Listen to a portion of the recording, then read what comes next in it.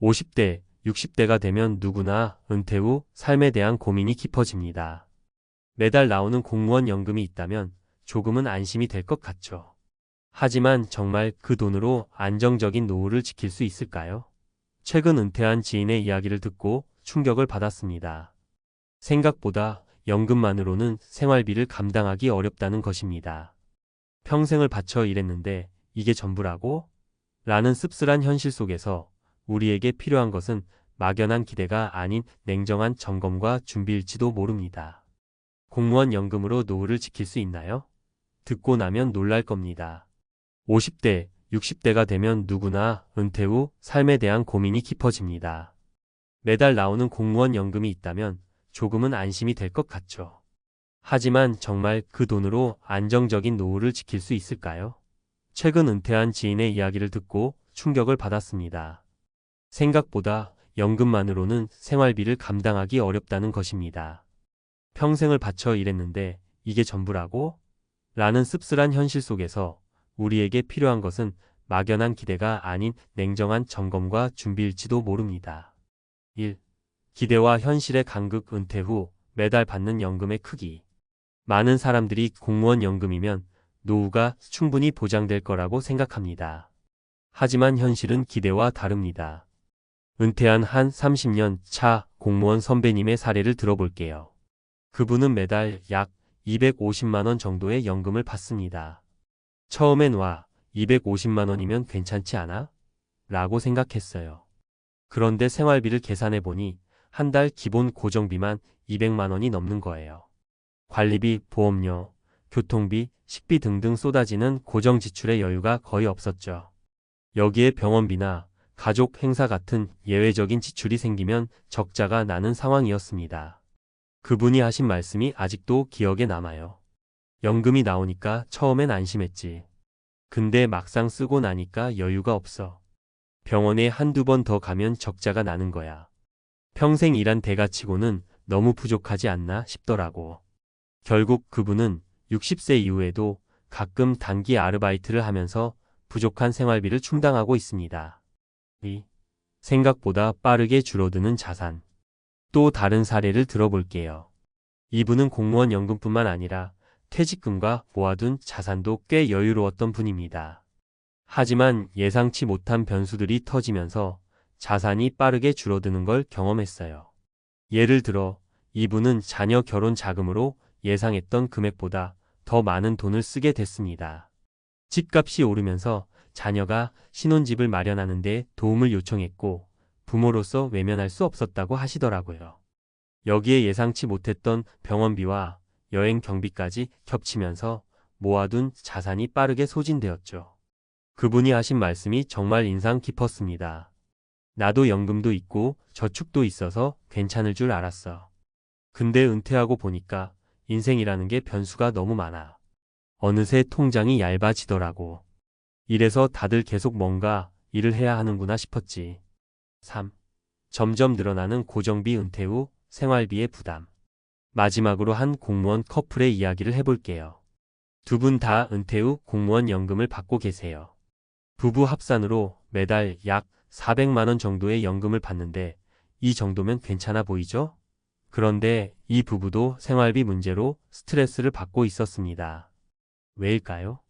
바로 생활 수준의 문제입니다. 현역 때는 외식도 자주 하고 해외여행도 매년 갔던 분들이라 은퇴 후에도 그 습관을 그대로 유지하려 했던 거예요. 하지만 연금만으로는 그런 생활을 계속 유지하기가 어려웠죠. 결국 이분들은 고정비를 줄이기 위해 차량을 팔고 외식비를 대폭 줄이는 등 생활 패턴을 바꾸는 노력을 해야 했습니다. 이분들의 결론은 이랬습니다. 현역 때 쓰던 생활비를 은퇴 후에도 그대로 쓰겠다고 생각하면 안 돼. 연금은 정말 기본 생활비에 맞춰 살아야 겨우 맞아떨어져. 우리도 처음엔 힘들었는데 지금은 소박하게 사는 게 익숙해졌어. 공무원 연금으로 충분할까? 대안을 고민해야 하는 이유. 위의 세 사례에서 공통적으로 알 수 있는 점은 공무원 연금만으로는 여유로운 노후를 보내기 어렵다는 겁니다. 물론 연금은 든든한 기본 안전망이지만 추가적인 수입이나 철저한 자산 관리가 없다면 점점 더 어려운 상황에 부닥칠 가능성이 큽니다. 그래서 공무원 연금을 받고 계신 분들도 아래와 같은 대안을 꼭 고민해 보셔야 합니다. 추가적인 소득원 마련. 은퇴 후에도 적절한 일자리를 찾거나 소규모 자영업이나 투자로 추가 소득을 만들어야 합니다. 요즘은 재취업을 준비하는 공무원 출신들이 많아지고 있죠. 생활 수준 점검 및 조정. 은퇴 전 생활 패턴을 그대로 유지하려 하지 마세요. 고정비를 줄이고 소비를 재정비하는 노력이 필요합니다. 건강 관리를 최우선으로. 은퇴 후 의료비는 가장 큰 변수 중 하나입니다. 평소 건강 관리를 철저히 해서 예기치 못한 지출을 줄여야 합니다. 마무리하며 공무원 연금은 분명히 은퇴 후 삶에 있어 큰 도움이 됩니다. 하지만 그것만으로는 충분하지 않을 수 있다는 점, 그리고 우리가 예상치 못한 변수들이 많다는 점을 명심해야 합니다. 지금 50대, 60대라면 막연한 안심 대신 구체적인 계획을 세워야 합니다. 노후의 안정은 연금의 크기가 아니라 얼마나 현명하게 준비하느냐에 달려 있습니다. 당신의 노후 어떻게 준비하고 계신가요? 지금이 바로 점검해야 할 때입니다. 공무원 연금 정말 믿을 수 있을까? 전문가가 말하는 노후 준비의 새로운 관점. 공무원 연금이면 노후 걱정 없지 않을까? 많은 사람들이 그렇게 생각합니다. 저 역시 한때 그랬습니다. 하지만 현실은 생각보다 냉정합니다. 이번 글에서는 공무원 연금으로 노후를 대비하려는 분들에게 전문가의 시각으로 몇 가지 현실적인 조언을 드리려 합니다. 구체적인 사례와 실질적인 대안을 통해 진짜로 안정적인 노후를 만드는 법을 함께 고민해 보겠습니다. 공무원 연금 안전망은 맞다. 하지만 그것만으로는 부족하다. 공무원 연금은 노후를 위한 기본적인 안전망 역할을 합니다. 문제는 그것만으로 충분한가 하는 점입니다. 많은 분들이 연금이 든든한 보험이라고 생각하곤 하지만 현재 공무원 연금 제도는 경제적 여건과 인구 구조 변화로 점점 축소되고 있습니다. 한 공무원 퇴직자를 만나본 적이 있습니다. 그는 20년 이상 근무한 후 퇴직해 매달 약 200만 원의 연금을 받는다고 했습니다. 겉으로 보기엔 괜찮아 보였지만 실제 생활비를 계산해 보니 기본 고정비만 매달 180만 원이었습니다. 병원비나 예상치 못한 지출이 생기면 그야말로 적자가 되는 상황이었죠. 그는 말했습니다. 연금은 기본 생활을 유지하는 데 도움은 돼요. 하지만 여유 있는 삶을 기대하면 절대 안 돼요. 예상치 못한 상황에 대비할 방법이 꼭 필요하더라고요. 첫 번째 과제 연금 외에 추가 소득원을 만들어라. 은퇴 후의 경제적 안정은 연금만으로는 부족합니다. 추가적인 소득원이 반드시 필요합니다. 예를 들어 최근 만난 60대 초반의 전직 공무원 어씨는 은퇴 후 자신이 좋아했던 글쓰기를 활용해 프리랜서 콘텐츠 작가로 활동 중입니다. 그는 한 달에 약 50만 원에서 100만 원 정도의 추가 수익을 올리며 이를 생활비, 보안과 여가 활동 자금으로 활용하고 있습니다. 글쓰기가 돈이 될 줄은 몰랐어요. 처음엔 그냥 취미였는데 퇴직 후엔 이게 제 소소한 수입원이 됐죠. 덕분에 연금만으로 빠듯했던 생활에 조금 여유가 생겼어요. 어씨처럼 자신만의 소소한 수입원을 개발하는 건 매우 중요합니다. 이는 꼭 큰 돈을 벌겠다는 목적이 아니라 경제적 안정감과 심리적 여유를 주는 역할을 합니다. 두 번째 과제 소비 패턴을 철저히 재점검하라. 많은 은퇴자들이 범하는 실수가 바로 현역 시절의 소비 패턴을 그대로 유지하려는 겁니다. 은퇴 후에는 소득이 줄어들기 때문에 생활비를 줄이는 노력이 필수입니다. 한 공무원 부부의 사례를 들려드릴게요. 이들은 은퇴 후에도 해외여행과 외식을 즐기며 현역 때와 비슷한 수준의 소비를 이어갔습니다. 하지만 1년 후 그들은 심각한 경제적 위기에 직면했습니다. 연금으로는 매달 고정비를 감당하기조차 어려워진 거죠. 결국 이 부부는 차량을 팔고 집을 작은 곳으로 옮기며 소비 패턴을 대폭 줄였습니다. 지금은 소박한 생활을 하며 안정적인 노후를 보내고 있습니다. 그들의 말이 아직도 기억에 남습니다. 처음엔 우리가 이렇게 살아야 하나 싶었지만 막상 줄이고 나니 여유가 생기더라고요. 이제는 작은 것에서도 행복을 느껴요. 이처럼 은퇴 후에는 생활비를 줄이고 소비를 효율적으로 관리하는 것이 무엇보다 중요합니다. 세 번째 과제, 건강 관리는 최고의 투자다. 노후의 가장 큰 변수 중 하나는 건강입니다. 아무리 연금과 자산이 충분해도 건강이 나빠지면 모든 계획이 무너질 수 있습니다. 실제로 한 은퇴한 공무원 B씨는 은퇴 후 건강검진에서 암 초기 진단을 받았습니다. 다행히 초기에 발견해 큰 비용 없이 치료를 마칠 수 있었지만 그 사건 이후 그는 건강관리를 최우선 과제로 삼게 되었다고 했습니다. 그때 깨달았어요. 건강이 없으면 모든 게 소용없다는 걸요. 지금은 매일 운동하고 먹는 것도 조심하면서 평소 의료비를 아끼려고 노력해요. B씨처럼 건강관리는 은퇴 후 가장 중요한 투자입니다.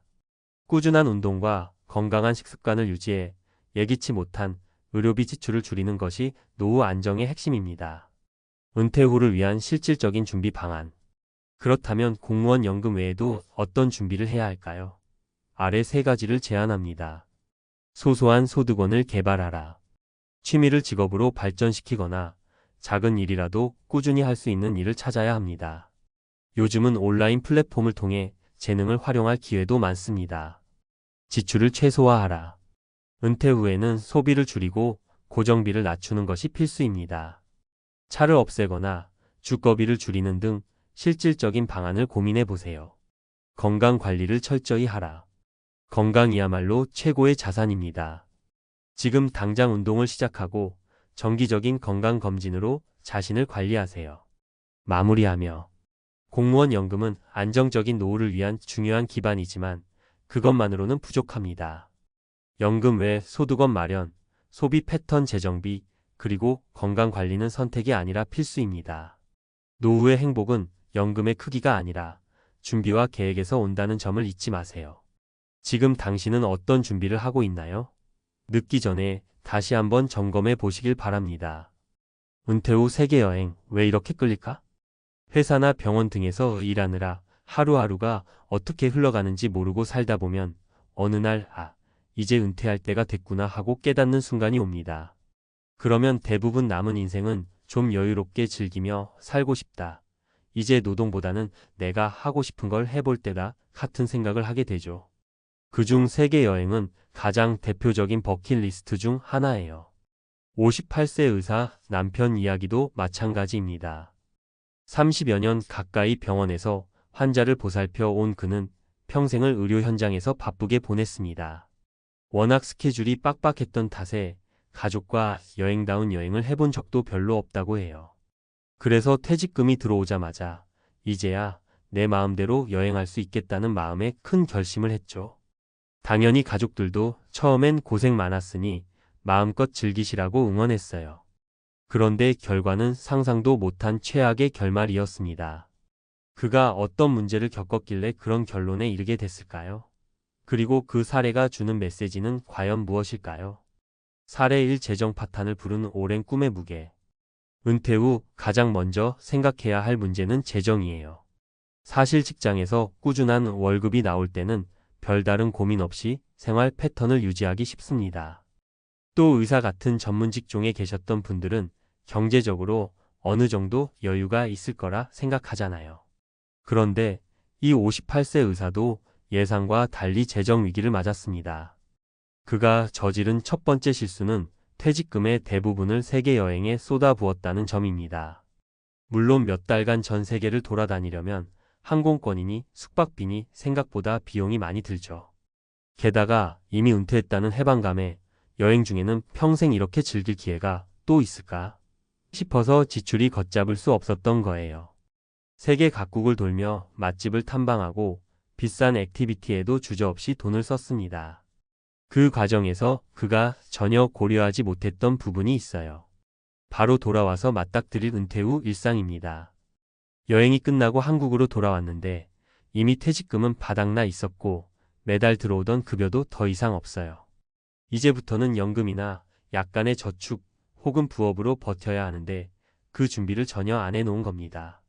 가족들은 애초에 의사니까 여유 있을 거라 생각해 돈 문제에 크게 신경 쓰지 않았고 남편 역시 내가 평생 벌어왔는데 좀 써도 되겠지라고 대수롭지 않게 여겼죠. 하지만 막상 돌아오니 집 수리할 곳도 있고 아이들 결혼 자금도 생각해야 되고 어쩌면 부모님 요양 비용도 필요할지도 모르고 이런 현실적인 지출들이 한꺼번에 눈앞에 들이닥치니 숨이 턱 막히는 거예요. 게다가 은퇴 후로는 의료비나 보험 같은 지출이 더 커질 수도 있잖아요. 결국 그는 여행 후 잔뜩 늘어난 카드빚과 현저히 줄어든 수입 사이에서 심각한 재정 위기를 맞이하게 됩니다. 이 첫 번째 사례가 주는 교훈은 분명합니다. 세계 여행은 결코 공짜가 아니다. 그 꿈을 실현하는 건 좋지만 반드시 여행 뒤의 재정 설계와 생활 패턴에 대한 고려가 뒤따라야 한다는 거예요. 사례 이 부부의 예상치 못한 갈등, 서로의 리듬이 안 맞아. 두 번째 사례는 이 세계 여행이 부부 관계에 어떤 영향을 주는지 보여주는 이야기입니다. 흔히들 은퇴 후에는 부부가 더 오붓하게 지낼 거라 기대하잖아요. 사실 은퇴 부부 갈등이라는 말이 따로 있을 정도로 현실은 그렇게 단순하지가 않아요. 여행을 준비하면서 아내 쪽에서는 평생 바쁘게 살았으니 둘이서 오붓하게 해외여행을 다녀오면 추억도 쌓고 재미있을 것이라고 생각했대요. 그런데 막상 남편은 자기만의 세계 일주 코스를 짜면서 아내의 의견은 충분히 존중하지 않았죠. 남편이야 직장 생활 내내 리더십을 발휘해왔으니 여행 루트도 내가 주도하면 된다고 여겼을 겁니다. 하지만 아내 입장에선 내가 무슨 짐꾼이냐, 왜 내 의견은 하나도 안 들어주냐고 불만이 쌓였어요. 해외에서는 낯선 환경에 대한 스트레스가 더 크잖아요. 의사소통도 쉽지 않고 잘 모르던 장소에서 매일 같이 이동해야 하니 조금만 계획이 틀어져도 짜증이 훅 올라옵니다. 그때 옆 사람과 소통이 잘 안 되면 작은 일 하나에도 티격태격하기 쉬워요. 게다가 오랫동안 각자 일하느라 집에서 얼굴 볼 일도 많지 않았던 부부가 갑자기 24시간을 같이 붙어 있다 보니 성격 차이가 여실히 드러나 버린 거예요. 문제는 여행에서 돌아온 후에도 갈등의 여파가 이어진다는 점입니다. 서로의 가치관 차이나 성격적 단점이 한번 드러나면 그걸 다시 감추기도 쉽지 않거든요. 결국 은퇴 후에는 부부끼리 더 돈독해질 수 있다는 기대가 오히려 예민함만 더 키워놓게 되죠. 이 사례에서 우리가 알 수 있는 건 은퇴 후 부부가 함께 여행을 계획한다면 상대방의 의견과 리듬을 최대한 존중하는 자세가 정말 중요하다는 거예요. 여행을 통해 서로 맞춰가고 감정을 나누는 시간이 될 수 있어야지 오히려 갈등이 폭발하는 계기가 되어선 안 된다는 말이죠. 사례 3일로부터의 해방, 그러나 정체성을 잃다. 마지막으로 소개해드릴 사례는 정체성과 관련된 문제예요. 직업이라는 건 생각보다 우리의 자존감과 밀접하게 연결되어 있습니다. 의사, 교수, 공무원, 회사원 등으로 불리면서 느끼던 자부심과 책임감이 은퇴와 동시에 한순간에 사라질 수도 있거든요. 그 58세 의사 남편도 처음엔 이제 병원 일 안 해도 된다. 자유다. 하고 외치며 신나게 비행기에 올랐죠. 그런데 해외 곳곳을 돌아다니다 보니 문득문득 이런 생각이 스치더래요. 내가 지금 누구지? 더 이상 의사가 아닌 내가 이 넓은 세상에서 어떤 역할을 할 수 있을까? 그 전까지는 의사라는 명찰에 자부심을 갖고 살았는데 그걸 내려놓고 나니 자기 자신을 어떻게 정의해야 할지 막막했던 겁니다. 여행 도중에는 이런 고민이 그나마 잊혀질 수도 있어요. 매일 새로운 곳에 가서 풍경을 보고 맛있는 음식을 먹고 흥미로운 체험을 하며 정신없이 지내니까요. 하지만 여행이 끝나면 현실은 피할 수 없습니다. 잠깐의 해방감 뒤에는 이제 뭐하지? 나를 필요로 하는 곳이 있을까? 하는 불안이 엄습합니다. 만일 건강이 좋지 않아 다시 일하지 못하거나 새로운 직업을 찾지 못한다면 삶의 목표를 어디서 찾아야 할까요? 이 세 번째 사례에서 우리는 직업을 은퇴했다는 이유로 나 자신이 사라지는 게 아니라는 사실을 알아야 해요. 은퇴가 아니라 새로운 시작이라고 생각할 필요가 있어요. 그래야만 정체성을 잃지 않고 오히려 이를 떠난 후의 삶에서 또 다른 보람을 찾을 수 있습니다. 취미활동이든 봉사든 혹은 작은 규모라도 자신이 잘할 수 있는 일을 다시 시작하든 선택지는 많아요. 문제는 이를 위해 미리 준비하고 고민해 봐야 한다는 거죠. 갑작스럽게 찾아온 은퇴와 긴 시간의 여행은 우리에게 휴식을 주지만 동시에 내가 앞으로 무엇을 할 것인가에 대한 깊은 불안을 초래할 수도 있습니다. 은퇴 후 세계 여행 어떻게 하면 현명하게 즐길까? 재정 계획부터 세운다. 먼저 가용 예산을 확실히 파악하고 여행 기간과 소비 패턴을 미리 시뮬레이션해 보는 게 중요해요. 퇴직금 전부를 쓰겠다라는 생각은 정말 위험합니다. 거주지 유지 비용, 월 생활비, 의료비, 각종 보험료, 예비비 등을 꼼꼼히 계산해 두지 않으면 나중에 돌아와서 후회하게 될 거예요. 가족과 충분히 소통한다. 부부나 자녀와 함께 사는 경우라면 여행 기간 중 남겨질 가족의 일상도 중요합니다. 또 여행을 혼자 갈지, 함께 갈지, 부분적으로 동행할지 등을 투명하게 논의해 보세요. 가능하다면 여행 중에도 서로 연락을 자주 하고 일정과 에피소드를 공유해 보는 게 좋습니다. 내가 힘들게 번 돈이니 내 마음대로 쓴다라는 태도는 갈등만 키울 뿐이에요. 서로의 리듬, 취향 존중하기. 함께 가는 여행이라면 당연히 상대방의 취향도 고려해야 해요.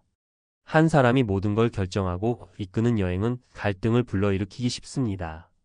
일정이 빡빡할 때는 휴식 시간을 적절히 배치해주고 식사나 관광 코스도 서로 번갈아 선택할 수 있게 해보세요. 은퇴 후에는 무엇보다 심리적 여유가 중요하니까요. 마음가짐 은퇴는 끝이 아닌 또 다른 시작. 여행 자체도 좋지만 여행 이후 내가 어떻게 살지 고민이 필요한 시기예요. 아무것도 하지 않고 시간을 보내면 문득 나는 누구지? 하는 허무감에 빠질 수 있습니다.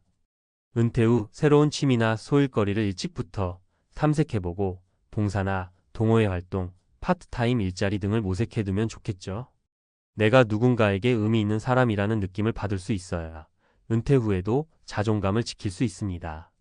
마무리하며 사람마다 상황은 다르겠지만 은퇴 후의 삶에는 기대와 설렘만큼이나 알게 모르게 낭패를 볼 수 있는 지점이 숨어 있어요. 퇴직금으로 세계 여행을 갔다가 돌아온 58세 의사 남편의 사례는 그 중에서도 재정적, 심리적, 관계적 문제가 한꺼번에 터져나온 안타까운 예입니다. 하지만 이 이야기가 주는 교훈은 분명합니다. 충분한 준비와 현실적인 계획이 없다면 아무리 멋진 꿈이라도 한순간에 최악의 결말로 바뀔 수 있다. 그러니 우리 모두가 은퇴를 앞두고 있다면 혹은 이미 은퇴했다면 여행이라는 단어에만 혹하지 말고 한 박자 쉬어가며 스스로에게 물어봐야 해요. 여행이 끝난 뒤에도 내 삶은 안정적일까?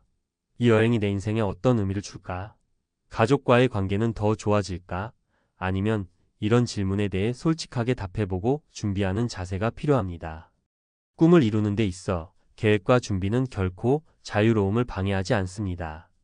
오히려 더 오랫동안 그리고 더 평화롭게 꿈을 즐길 수 있도록 도와주죠. 은퇴라는 큰 전환점에서 여러분의 인생 이막이 더욱 풍성하고 행복한 여정이 되길 바랍니다. 여행 자체가 나쁜 건 결코 아닙니다. 단지 무작정 혹은 감정에 치우쳐서 진행하기에는 위험 부담이 크다는 것을 잊지 마세요. 부디 이야기가 은퇴 후 삶을 고민하시는 분들에게 조금이라도 현실적인 도움과 깨달음을 드릴 수 있기를 바랍니다.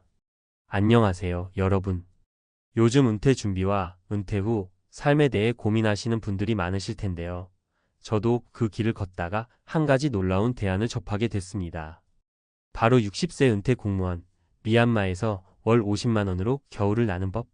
이라는 제목처럼 한평생을 직장 생활로 달려온 분들이 적은 비용으로도 안정적이고 즐거운 삶을 누릴 수 있는 방법에 관한 이야기입니다. 사실 은퇴를 준비하면서 가장 큰 걱정은 내가 은퇴 후에도 과연 편안하게 살아갈 수 있을까? 라는 점입니다. 연금이나 저축만으로는 때때로 부족함을 느낄 때가 있잖아요. 그런데 최근 해외, 특히 동남아시아의 몇몇 나라들이 생활비가 저렴하면서도 따뜻한 기후와 이국적인 문화로 은퇴 후 새로운 삶의 터전으로 주목받고 있습니다. 그 중에서도 미얀마는 한국의 겨울 추위를 피해 온화한 기후와 낮은 생활비, 그리고 색다른 문화 체험까지 한 번에 누릴 수 있어 많은 은퇴자들의 관심을 받고 있습니다. 제가 오늘 들려드릴 이야기는 바로 60세에 은퇴한 한 공무원, 김호호 씨의 사례를 포함해 실제로 해외 생활을 선택한 세 분의 생생한 경험을 바탕으로 합니다. 이 세 분은 각기 다른 직업과 배경을 가지고 있었지만 공통적으로 적은 비용으로도 만족스러운 삶을 추구하며 미얀마에서 새로운 시작을 하게 되었는데요. 그들의 이야기를 통해 여러분도 은퇴 후 삶에 대한 새로운 시각을 얻으시길 바랍니다. 첫 번째 사례, 60세 은퇴 공무원 김호호 씨의 도전. 김호호 씨는 60세의 공무원으로서의 오랜 경력을 마치고 은퇴하면서 단순히 편안한 삶을 누리는 것에 그치지 않고 새로운 도전을 선택했습니다. 한국에서는 은퇴 후 생활비 걱정이 끊이질 않았어요. 연금만으로는 부족한 부분도 많고 집값과 생활비가 너무 비싸더라고요. 라며 그는 미얀마로 눈을 돌리게 된 계기를 설명합니다. 김 씨는 미얀마 양곤에 거주지를 정하고 현지 부동산 중개인을 통해 월세가 50만 원 정도에 맞는 아담한 집을 구했습니다.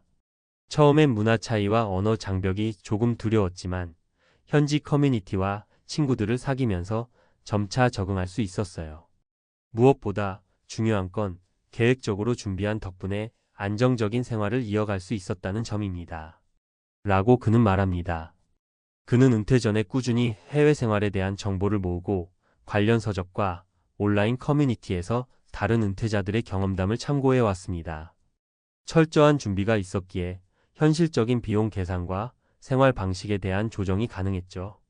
결과적으로 월 50만 원으로도 충분히 즐겁고 안정적인 생활을 할 수 있었어요. 라는 그의 말처럼 준비와 계획이 가장 큰 무기였습니다.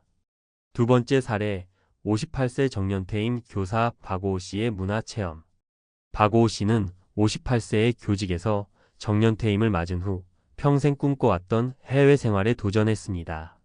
평소에 외국의 문화와 역사에 관심이 많았는데 한국보다 훨씬 다양한 문화를 경험할 수 있다는 점이 마음에 들었어요. 라고 박 씨는 이야기합니다. 그는 미얀마의 고유한 역사와 전통, 그리고 비교적 낮은 생활비의 매력을 느껴 양곤으로 이주했습니다.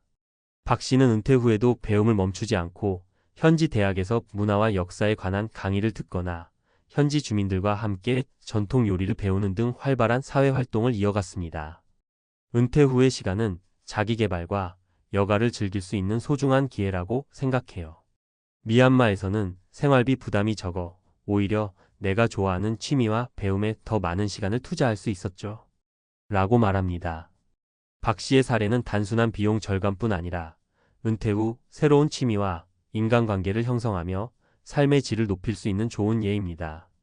한국에서는 경험하기 힘든 다채로운 문화 체험이 그에게 큰 만족감을 주었고 그 덕분에 은퇴 생활에 대한 불안감은 오히려 기대감으로 바뀌었습니다. 세 번째 사례, 65세 은퇴은행원 이호호 씨의 경제적 자유. 마지막으로 소개할 사례는 65세의 은행 업무를 마치고 은퇴한 이호호 씨입니다. 은퇴 후 경제적 자유를 찾고 싶었어요. 매달 들어오는 고정 수입 외에 돈 걱정 없이 여유로운 생활을 꿈꿨죠. 라고 이 씨는 회상합니다.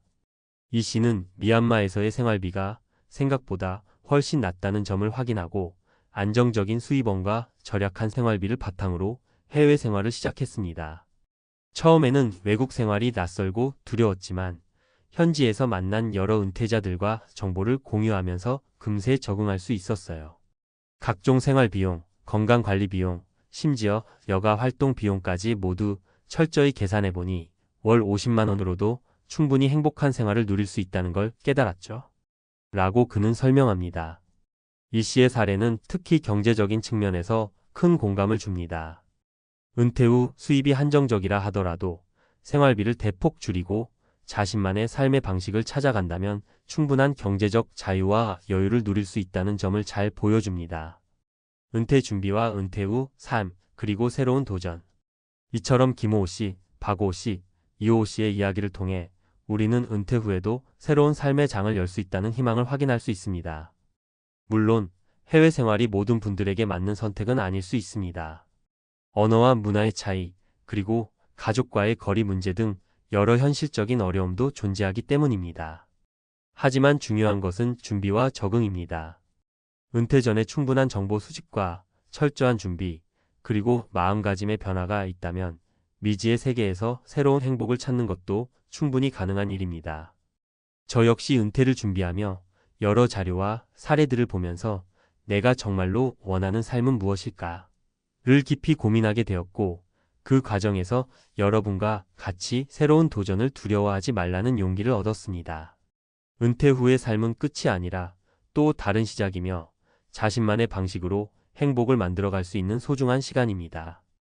혹시 여러분도 현재 은퇴 준비나 은퇴 후 삶에 대해 막막함을 느끼고 계시다면 한번 미얀마와 같은 해외 은퇴 사례를 자세히 살펴보시길 권해드립니다. 물론 모든 선택에는 장단점이 있기 마련입니다. 하지만 다양한 사례를 접하면서 자신에게 맞는 방법을 찾을 수 있다면 그 어떤 어려움도 극복할 수 있으리라 믿습니다. 마지막으로 은퇴 후의 삶을 준비하는 모든 분들께 드리고 싶은 말은 두려워하지 말라입니다. 익숙한 환경을 떠나 새로운 도전을 시작하는 것은 언제나 쉽지 않은 일이지만 그 길 끝에 여러분만의 새로운 행복이 기다리고 있을 거예요. 여러분의 은퇴 이야기가 누군가에게 큰 용기와 영감을 주기를 진심으로 바랍니다. 이제 여러분도 은퇴 후의 삶에 대해 한 번쯤 다시 생각해 보시고 미래를 위한 준비에 한 걸음 더 다가가시길 바랍니다. 삶은 언제나 도전과 변화의 연속이며 그 변화 속에서 진정한 행복을 찾을 수 있기를 기대해 봅니다. 은퇴 후 해외 정착에 관한 논의는 단순한 생활비 절감 이상의 의미를 갖습니다. 실제로 여러 학자와 연구자들이 고령자의 국제 이주 및 은퇴 후 삶의 질 향상에 대해 다각도로 분석해 왔습니다. 여기서는 관련 도서와 논문, 그리고 논리적 사실에 기반하여 60세 은퇴 공무원이 미얀마에서 월 50만 원의 생활비로 겨울을 나는 사례를 중심으로 이야기를 전개해 보겠습니다. 1. 은퇴 후 해외 이주의 경제적 타당성. 생활비 절감과 경제적 자유. 많은 연구에서는 해외 정착이 은퇴자들에게 생활비 부담을 줄이고 경제적 자유를 확보하는 방법으로 제시되고 있습니다. 예를 들어 김과 2017는 인터내셔널 리타이어먼트 마이그레이션이라는 논문에서 동남아시아 지역의 생활비가 선진국에 비해 현저히 낮아 은퇴자들이 상대적으로 적은 비용으로도 안정적인 생활을 유지할 수 있다고 분석했습니다. 미얀마 역시 낮은 주거비와 식비, 그리고 기타 생활비 덕분에 은퇴자들에게 매력적인 선택지가 될 수 있음을 논문에서 확인할 수 있습니다. 관련 도서 사례. 또한 리타이어먼트 비안드 보더즈 하우 투 라이브 더 라이프 오브 요 드림즈 안 어 리타이어먼트 INCOMEBROWN 앤드 스미스 2015와 같은 도서에서는 해외 은퇴를 위한 준비, 비용 분석, 그리고 실제 사례들을 체계적으로 소개하고 있습니다. 이 책은 실제 사례와 함께 체계적인 재정 계획 및 리스크 관리를 강조하며 은퇴 후 경제적 자유를 위한 현실적인 전략을 제시합니다. 2. 문화적 적응과 사회적 통합. 문화적 다양성과 적응. 은퇴 후 해외 생활에서 가장 중요한 요소 중 하나는 문화적 적응입니다. 박이천 18의 연구, 컬처럴 인터그레이션 언드 소셜 네트워크스 어멍 인터내셔널 리타이리지에서는 은퇴자들이 새로운 문화권에 정착하면서 초기의 불안과 언어 장벽을 극복하는 과정이 사회적 네트워크 형성과 긍정적인 정체성 재구축에 중요한 역할을 한다고 밝혔습니다. 미얀마의 경우 현지인과의 상호작용, 커뮤니티 모임, 그리고 문화체험 프로그램 등이 은퇴자들이 현지에 빠르게 적응할 수 있는 요인으로 작용할 수 있습니다. 실제 사례와 학술적 근거. 예를 들어 58세 정년퇴임 교사 박오호 씨의 경우 현지 대학 강좌와 전통 요리 강습을 통해 문화적 적응뿐 아니라 지속적인 자기개발을 도모했습니다. 이는 박 씨가 은퇴 후의 시간은 자기개발과 여가를 즐길 수 있는 소중한 기회라고 언급한 것과 맞닿아 있습니다. 이러한 접근법은 학술 논문에서도 은퇴자의 사회적 참여가 삶의 질과 직결된다는 결론을 뒷받침합니다. 조이 et al. 2019. 3. 건강관리와 사회복지. 보건 및 복지 체계의 고려. 은퇴 후 생활에서는 건강관리와 사회복지도 중요한 이슈입니다. 리와 킴 2020은 에이징 언드 헬스 인 인터내셔널 리타이어먼트 마이그레이션 논문에서 은퇴자들이 새로운 환경에서 건강을 유지하기 위해서는 현지 보건 체계와 복지 서비스를 사전에 충분히 조사하고 필요한 보험 및 예방접종 등 건강관리 계획을 수립할 필요가 있다고 설명합니다. 미얀마의 경우 의료 서비스의 질이나 접근성은 지역에 따라 다를 수 있으므로 은퇴자들은 특히 자신에게 적합한 지역을 선택하는 것이 중요합니다. 실제 사례 적용. 65세 은퇴은행원 이호호 씨의 사례에서도 볼 수 있듯 철저한 재정 계획과 함께 건강관리 비용까지 고려한 생활 계획이 성공적인 해외 정착의 열쇠였습니다. 이 씨는 철저한 준비 덕분에 월 50만 원으로도 충분히 안정적이고 만족스러운 생활이 가능했다고 설명하며 이는 리와 킴의 연구 결과와 일치하는 바입니다. 4. 심리적 안정과 삶의 만족도. 정신 건강과 자아 실현. 은퇴 후 삶의 질을 결정하는 중요한 요소는 경제적 안정 외에도 심리적 만족도와 자아 실현입니다. 더 사이칼로지 오브 RETIREMENT KERDT 2008 같은 도서는 은퇴를 단순한 경제적 축소가 아니라 새로운 도전과 자기 실현의 기회로 바라보아야 한다고 주장합니다. 실제로 미얀마에서 새로운 문화를 접하고 다양한 사람들과의 교류를 통해 심리적 안정을 찾은 은퇴자들의 사례는 이론적으로도 충분한 근거를 마련해 줍니다. 구어체 사례 설명. 처음엔 좀 두려웠지만 현지에서 만난 친구들과 함께하는 작은 모임이 내 일상을 풍요롭게 만들어 주더라고요. 여기서는 한국에서 느끼지 못한 여유와 따뜻함을 경험할 수 있었어요. 라는 박오호 씨의 경험은 은퇴 후에도 새로운 환경에서 삶의 활력을 되찾을 수 있다는 점을 잘 보여줍니다. 이러한 경험은 여러 심리학 연구에서도 사회적 지지와 자기 효능감이 삶의 만족도에 긍정적인 영향을 준다고 보고된 바 있습니다. 5. 종합적 논의와 미래 전망. 은퇴 후 해외 정착에 관한 연구는 꾸준히 진행되고 있으며 다양한 학문적 근거들이 이를 뒷받침하고 있습니다. 경제학, 사회학, 심리학 등 다각도의 연구를 통해 은퇴자들이 해외로 이주하여 안정적이고 만족스러운 삶을 영위할 수 있는 조건들이 체계적으로 분석되고 있습니다. 경제적 측면에서는 김과 2017화, 브라운 앤드 스미스 2015가 강조한 바와 같이 낮은 생활비와 합리적인 재정 관리가 큰 역할을 합니다. 문화적 적응과 사회적 통합은 박 2018 및 초이의 델 2019의 연구에서 확인된 바 있으며 이는 은퇴 후 삶의 질에 직접적인 영향을 미칩니다. 건강관리와 복지체계에 대한 준비 역시 리와 킴 2020의 연구에서 중요한 요인으로 제시되고 있습니다. 마지막으로 심리적 안정과 자아 실현은 EKERDT 2008화 같은 심리학 도서에서 강조되듯 은퇴 후 삶의 새로운 가능성을 열어주는 핵심 요소입니다. 이와 같이 60세 은퇴 공무원이 미얀마에서 월 50만 원의 비용으로 겨울을 나는 사례는 단순한 개인적 선택이 아니라 여러 학술적 연구와 도서에서 제시하는 논리적 사실에 근거한 현실적인 대안임을 알 수 있습니다. 물론 해외 정착은 개인의 상황, 건강 상태, 가족 관계 등 다양한 요인을 고려해야 하는 복합적인 문제이지만 충분한 준비와 정보, 수집, 그리고 체계적인 계획을 통해 성공적인 은퇴 후 생활을 설계할 수 있다는 점은 분명합니다. 앞으로도 은퇴 후 삶에 관한 연구는 더욱 발전할 것이며 이를 통해 다양한 선택지가 제시될 것입니다. 여러분도 관련 도서와 학술 논문을 참고하여 자신에게 맞는 은퇴 전략을 세워보시길 권해드립니다. 이러한 접근은 단순한 비용 절감이나 환경 변화 이상의 의미를 가지며 인생의 후반전을 더욱 풍요롭고 만족스럽게 만들어줄 것입니다. 아, 그땐 왜 그렇게 생각했을까? 퇴직한 지 2년이 지나고 나서야 뒤늦게 이런 후회가 밀려왔습니다. 35년간 교육청에서 성실히 일했고 정년까지 마무리했으니 그 자체로도 꽤 괜찮은 인생이라고 생각했어요. 하지만 막상 퇴직을 하고 나니 준비하지 못했던 현실이 하나둘씩 제 앞에 펼쳐졌습니다. 시간은 많지만 뭘 해야 할지 모르겠고 건강은 관리했는데도 여기저기 잔병치레는 늘고 무엇보다 사람들과의 관계가 끊기면서 외로움이 밀려오더군요. 사실 퇴직하면 다 자유롭고 좋을 거야 라고 생각했던 건 완전한 착각이었습니다. 오늘은 제가 교육청에서 35년을 일하고 정년 퇴직한 뒤 가장 후회했던 결정 3가지를 솔직하게 털어놓으려고 합니다.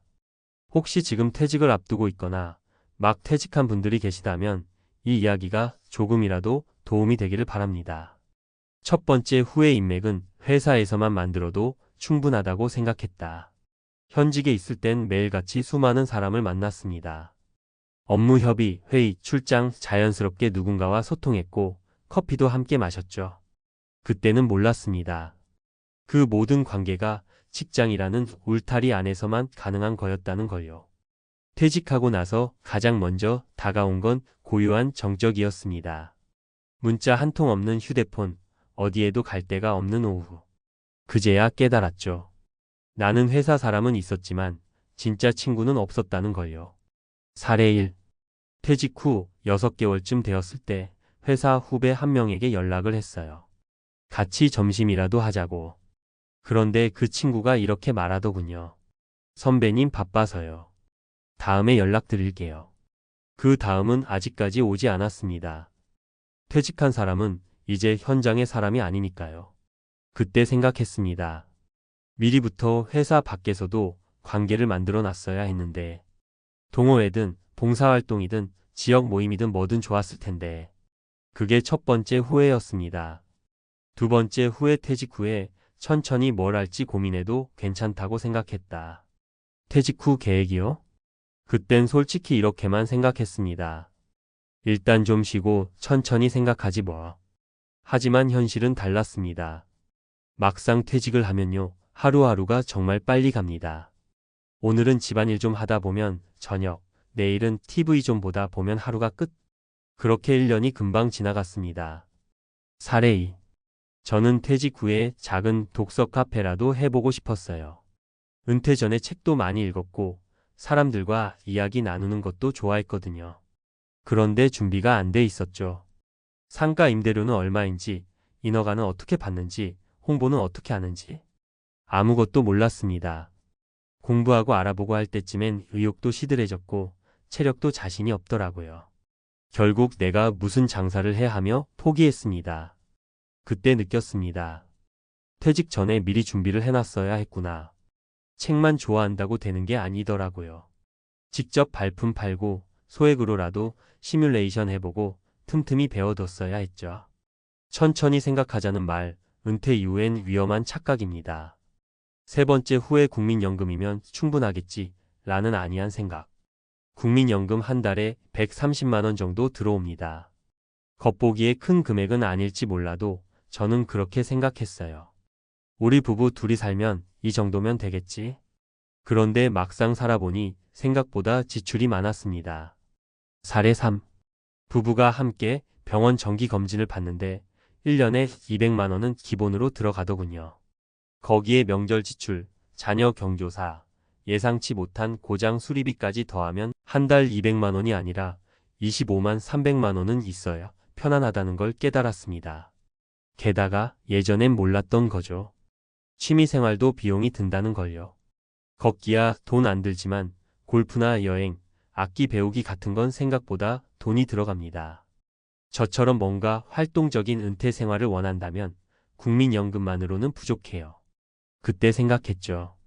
퇴직 전부터 월 3,050만 원이라도 꾸준히 들어올 수 있는 소득원을 만들어뒀다면 얼마나 좋았을까. 임대 수익, 배당, 유튜브, 작게라도 블로그 수익 뭐든 괜찮았을 텐데. 퇴직 후에 처음부터 시작하는 건 생각보다 어렵습니다. 시간이 많으니 돈도 안 들겠지는 큰 착각이었어요. 마무리하며 지금 퇴직을 앞두고 있다면 퇴직은 끝이 아니라 시작입니다.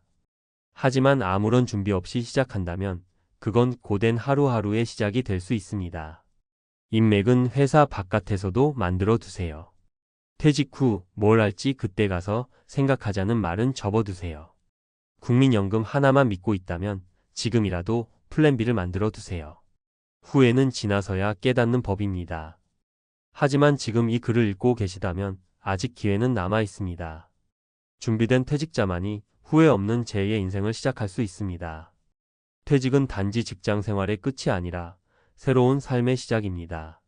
그러나 많은 사람들이 충분한 준비 없이 퇴직을 맞이하고 퇴직 후 다양한 문제에 부딪히며 후회를 경험합니다. 실제 61세에 정년퇴직한 한 교육청 공무원의 사례를 통해 은퇴 후 흔히 겪는 후회되는 결정 3가지를 정리해 보겠습니다. 이 글은 퇴직 전 사전 준비의 중요성과 은퇴 후 삶의 안정을 위한 현실적인 조언을 제공하고자 합니다.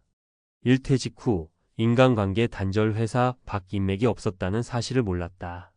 원인: 직장 생활 동안 대부분의 인간관계가 직장 내부에서 형성됩니다.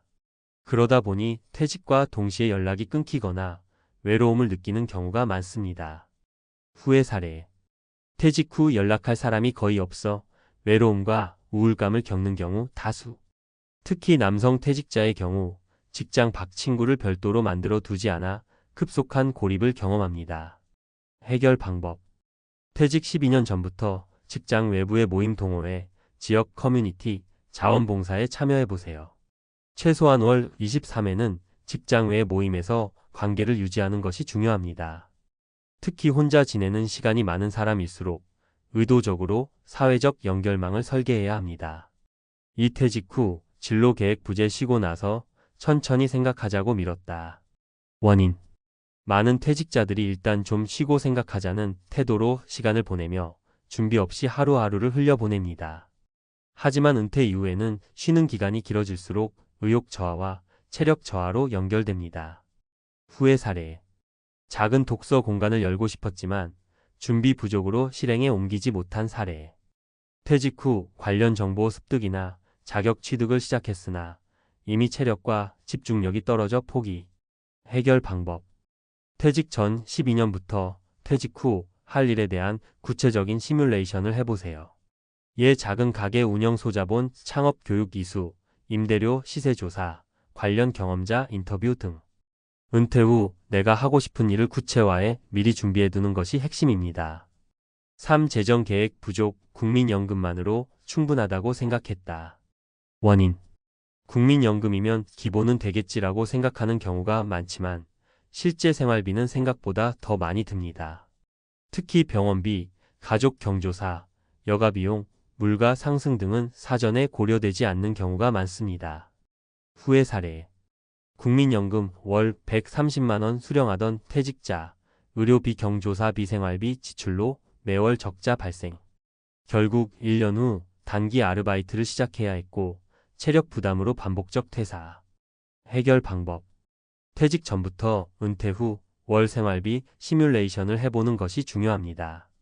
최소한 월 25만 300만원 수준의 고정 지출이 예상되며 이를 커버할 보조소득원의 임대수익, 소액창업, 재택근무 등 확보 필요. 국민연금 외에도 퇴직금 활용, 개인연금, 배당 수익 등 포트폴리오 다변화가 필요합니다. 요약. 후회하지 않기 위한 퇴직 전 3가지 준비 포인트. 항목 후의 원인 사전 준비 방법. 인간관계 직장 외 인맥 부재로 고립감 동호회, 커뮤니티 참여, 친구 유지 노력. 진로 계획. 은퇴 후 할 일을 정하지 않고 시간만 소비. 퇴직 전 미리 소규모 실험 및 계획 구체화. 재정 계획. 국민연금만으로 생활 가능할 거라는 아니란 생각. 최소 2개의 수입원 확보, 생활비, 사전 시뮬레이션. 결론. 퇴직은 단순한 해방이 아닙니다. 준비 없는 퇴직은 고립, 무료함, 경제적 불안정이라는 3가지 함정으로 이어집니다. 교육청이든 회사든 어디에서 일했든 상관없습니다. 중요한 건 퇴직 후에 무엇을 준비했느냐입니다. 지금이 바로 점검할 타이밍입니다. 외부 인간관계가 끊기진 않았나요? 퇴직 후 하고 싶은 일을 명확히 정했나요? 매달 안정적으로 들어올 돈이 충분한가요? 이 3가지 질문에 YS라고 답할 수 있다면 당신의 퇴직은 성공적인 재임학이 될 수 있습니다.